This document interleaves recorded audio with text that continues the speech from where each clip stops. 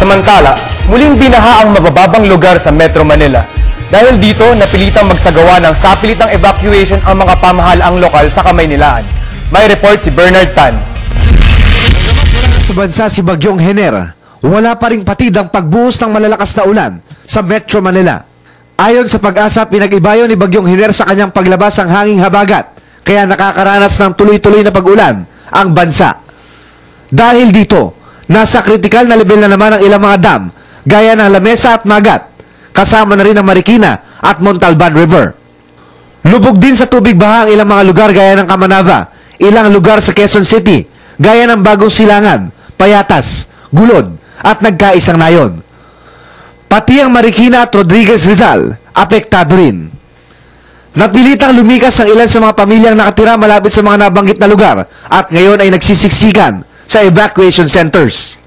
Ayon sa NDRRMC, bagamat unti-unti nang buwababa ang tubig baha ngayon sa ilang mga lugar, kailangan pa rin ang ibayong pag-iingat at dapat mailikas agad ang mga residente sakaling lumala ang sitwasyon.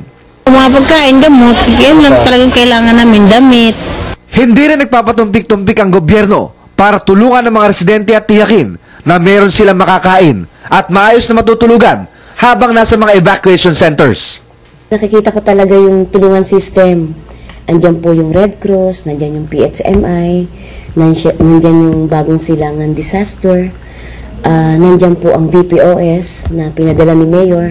Mabilis mabilis. Parang pakiramdam ko nandito lahat yung mga taong tumutulong. Sa direktiba ni Pangulong Noynoy Aquino, naglaan ang pamahalaan ng pondo para makapagtayo ng mga bahay sa relocation sites sa mga apektadong residente nang sa gayon ay hindi na sila babalik sa mga danger zones tuwing may kalamidad.